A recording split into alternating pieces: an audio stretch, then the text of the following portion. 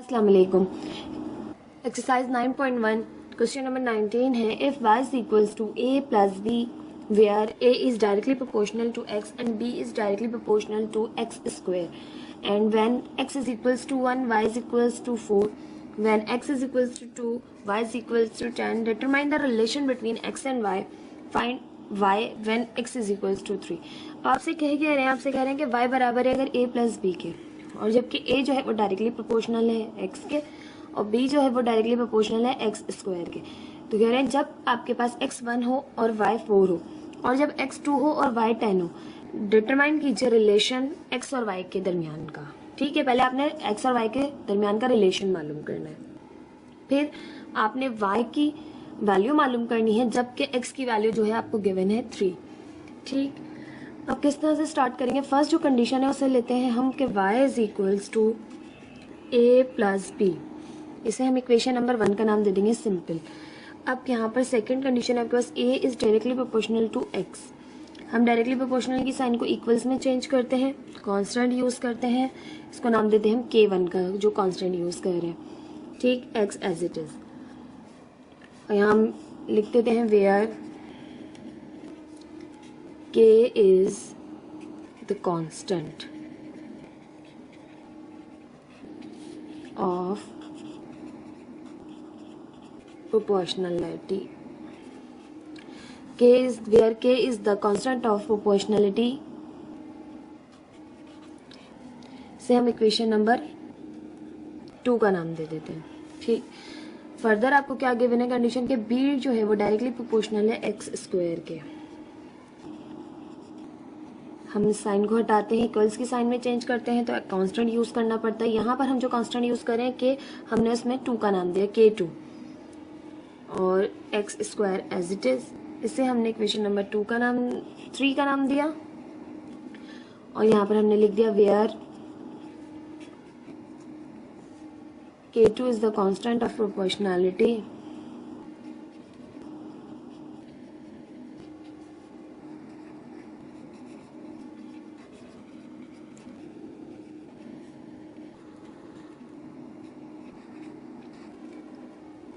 अब आपके पास इक्वेशन 1, 2 और 3, ठीक है, 3 इक्वेशंस बन गई। अब अगर देखा जाए तो y बराबर है a प्लस बी के और a बराबर है आपके पास k1x के और b बराबर है आपके पास k2x स्क्वायर के। तो a और b की वैल्यू आपके पास अब आ गई है गिवन से ही। ठीक है, तो इन दोनों की वैल्यूज को आप अगर इस इक्वेशन 1 में इजीली पुट कर सकते हैं तो आपके पास एक रिलेशन बन सकता है कि y इज इक्वल्स टू, यहाँ पर लिख दें put the value of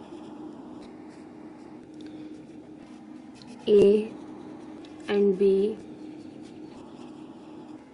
in equation 1. Equation 1 implies that equation 1 आपके पास y is equals to a plus b। a की जगह आप रखेंगे a की वैल्यू k1x और b की जगह रखेंगे k2x स्क्वायर। तो y is equals to k1x plus k2x square, ये आपके पास आ गया एक रिलेशन। k1 और k2 की वैल्यू अगर हम मालूम कर लें और यहाँ पुट कर दें तो हमारे पास एक रिलेशन आ जाएगा। ठीक है, जो कि आपको x और y के दरमियान का मालूम करने के लिए कहा गया। ठीक है, अब k1 और k2 की वैल्यू किस तरह मालूम करेंगे। अगर हम देखें तो हमें 2 चीजें सब क्वेश्चन में गिवन है, 2 वैल्यूज। ठीक है, एक आपको दी हुई है x1 और y4 और सेकंड आपको x2 दी हुई है और y10 दी हुई है। तो अब हम फर्दर इन दोनों वैल्यूज को जो है वो इक्वेशंस में पुट करके इस इक्वेशन में पुट करके k1 और k2 की वैल्यू को मालूम करेंगे। ठीक है, तो हम कर रहे हैं सबसे पहले put x is equals to 1 y is equals to 4 in equation 4। Equation 4 है मेरे पास y is equals to k1 as it is, x की जगह हम रखेंगे 1 और यहाँ y की जगह हमने रखना था 4। ठीक है, y की जगह भी पुट कर देते हैं 4 और प्लस k2 x का स्क्वायर यानी 1 का square, 4 as it is, k1 को 1 से किया तो k1 प्लस 1 का स्क्वायर किया 1 ही आया और k2 से मल्टीप्लाई करके सिंपल k2। ठीक, इक्वेशन आ गई, ये भी आपके पास एक से हमने इक्वेशन नंबर 5 का नाम दिया।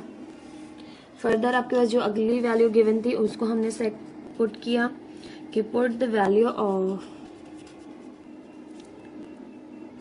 x इज इक्वल्स टू 2 और y is equals to 10। Second जो गिवन वैल्यू थी वो ये थी, ठीक है, इन इक्वेशन 4 में ही पुट करेंगे क्योंकि इक्वेशन 4 ही हमारे पास वो रिलेशन है जो कि हमें मालूम करने के लिए कहा गया। बस इसमें आपके पास क्या वैल्यूज नहीं मालूम, k1 और k2 की।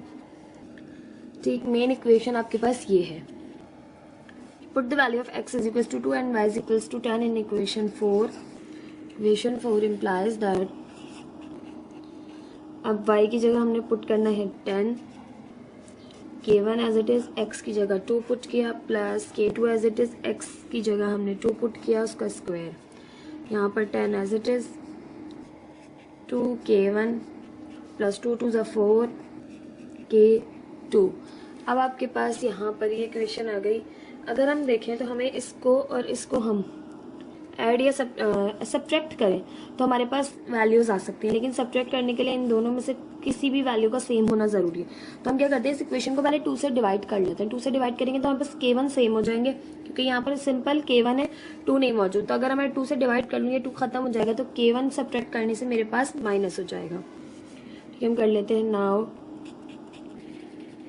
डिवाइड बाय 2 डिवाइडेड बाय 2 हम डिवाइड कर लेते हैं। 2 से 10 divided by 2, 2k1 divided by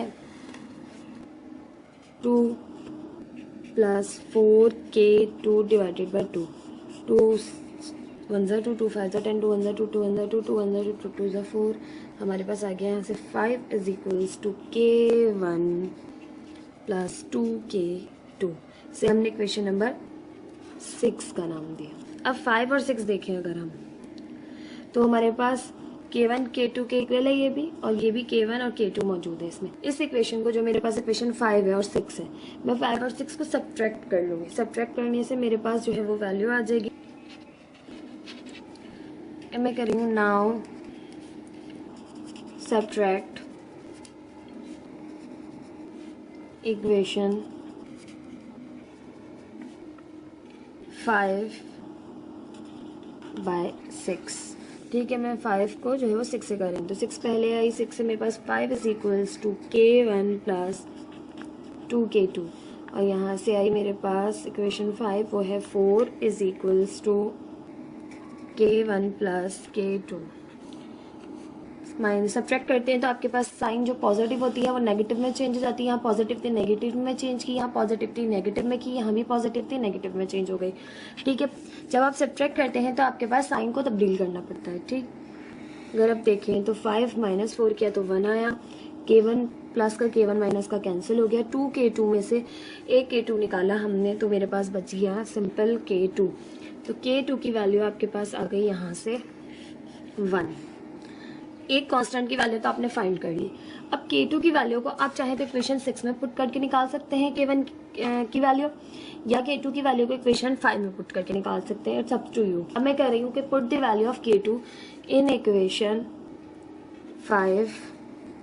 अब मैं 5 में पुट कर रही हूँ तो इक्वेशन 5 इम्प्लाइज दैट, इक्वेशन 5 है मेरे पास 4 is equals to k1 plus k2। 4 is equals to k1 as it is, plus k2 की वैल्यू है मेरे पास 1। अब ये यहाँ पे प्लस हो रही है, यहाँ के माइनस करेगी तो k1 मेरे पास हो जाएगा 4 माइनस 1। k1 मेरे पास हो जाएगा 4 माइनस 1 जो कि है k1 is equals to 3। k1 की वैल्यू भी मेरे पास आ गई और k2 की वैल्यू भी मेरे पास आ गई। ठीक है, अब आप यहाँ पे जो आपने इक्वेशन 4 बनाई थी, इक्वेशन 4 क्या थी, y is equals to k1x plus k2x square. आपसे x और y का रिलेशन फाइंड करने के लिए कहा गया था, तो यहाँ पर k1 और k2 की वैल्यू रख के हम जो है वो रिक्वायर्ड रिलेशन फाइंड कर सकते हैं इजीली। हमने इसीलिए इतनी सारी सिंप्लीफिकेशन की है क्योंकि हमें k1 और k2 की वैल्यू फाइंड करनी थी। ठीक है, now put the value of k1 and k2 in equation 4। Equation 4 implies that question 4 है मेरे पास y is equals to k1x plus k2x square. ठीक, y इज इक्वल्स टू, अब यहाँ से आपके पास k1 की वैल्यू है 3x as it is plus k2 की वैल्यू है 1x square as it is. y is equals to 3x plus x square. This is the required relation. आप यहाँ पर लिख सकते हैं अब this is the required relation of x and y. ठीक है, आपके पास आ गया रिक्वायर्ड रिलेशन एक्स और वाई का, जो आपसे फाइंड करने के लिए कहा गया था। लेकिन इससे आगे आपको एक और चीज़ फाइंड करने के लिए कही गई थी क्वेश्चन में। एक तो कहा गया था कि determine the relation between x and y. अब फर्दर आपसे कहा गया फाइंड वाई। अब आपने वाई फाइंड करना है जबकि एक्स की वैल्यू है 3। तो अब ये आपने मालूम करनी है सेकंड चीज़। तो किस तरह से मालूम करेंगे, इसी में आगे अब आपके पास जो रिक्वायर्ड रिलेशन आ गया, इसमें अगर मैं x को 3 पुट करूं और y फाइंड कर लूं तो मेरे पास इजीली जो है y आ जाएगा। तो इसी के आगे करते हैं आप कि put x is equals to 3 in above equation, क्योंकि अब हमें y फाइंड करना है फाइनल। तो यहाँ से y is equals to 3 as it is, x की जगह हमने पुट किया 3 प्लस x की जगह हमने पुट किया 3 उसका स्क्वायर। हमारे पास हो जाएगा y इज इक्वल्स टू 3 3 ज़ा 9 प्लस 3 का स्क्वायर किया 3 3 ज़ा 9, तो y आ जाएगा मेरे पास 18। तो ये है the value of y is 18।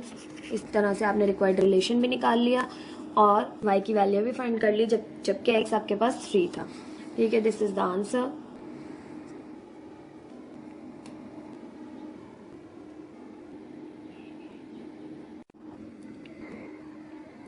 उन बच्चों के लिए जिन बच्चों की रिक्वेस्ट थी स्क्रीनशॉट लेना है मैं, तो उन लोगों के लिए मैं क्वेश्चंस को लास्ट में पूरा कंप्लीट दिखा रही हूँ ताकि वो इजीली स्क्रीनशॉट ले सकें। और मेरे चैनल को ज़्यादा से ज़्यादा लाइक कीजिए, सब्सक्राइब कीजिए, अपने फ्रेंड्स के साथ भी शेयर कीजिए। इंशाल्लाह पे मिलते हैं नई एक्सरसाइज के साथ। अल्लाह हाफ़िज़।